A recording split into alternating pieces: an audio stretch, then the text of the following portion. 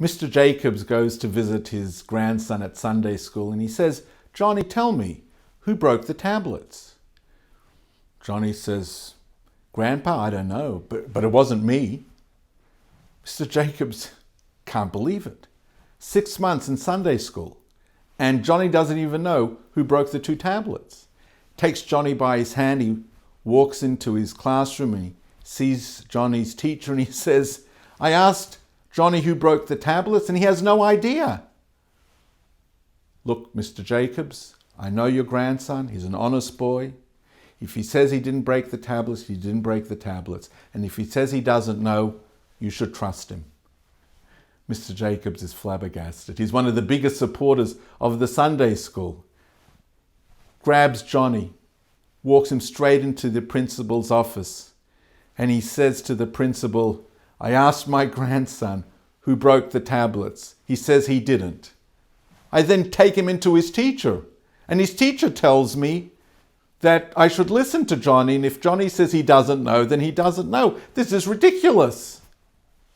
Now, the principal is somewhat worried because Mr. Jacobs was a very big supporter of the Sunday school.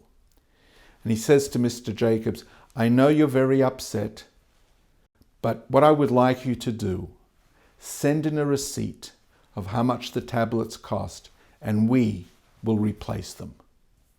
Stop a moment and think about your own childhood and ask yourself, what left the greatest imprint in terms of education, whether from your parents or whether from your teachers?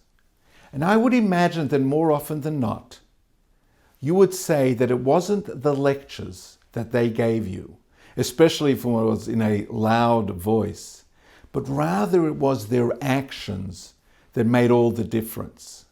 Studies have been taken and they've come to the conclusion, something that we all know, that we learn best by imitation rather than by education. You know, my parents, all gesund sein, were always very passionate when we were young when it came to our Jewish education.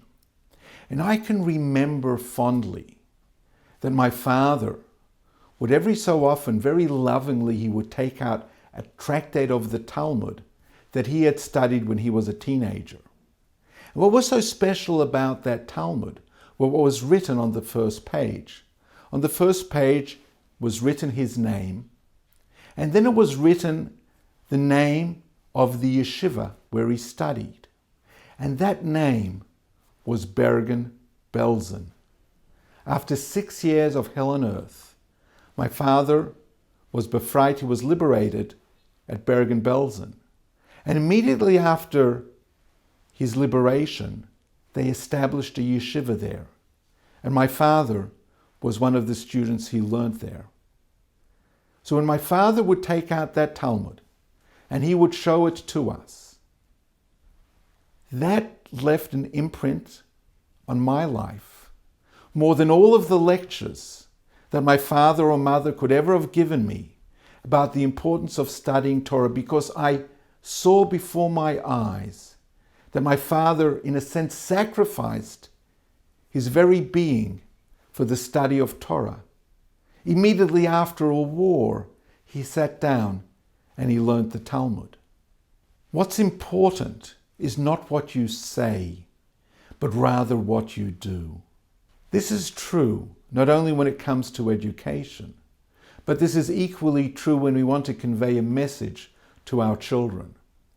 How often do we hear parents say, "I would tell my children every day how much I love them." And now they question whether indeed I ever loved them. Every Friday before it gets dark, women light the Shabbat candles. A girl prior to her marriage, from the age of 3, she will light one candle. When she gets married, she lights another candle she's lighting for herself and for her husband. And then there's this beautiful custom that every time a child is born, the mother will light another candle. Every Friday night, she is telling her children that you bring warmth to the house.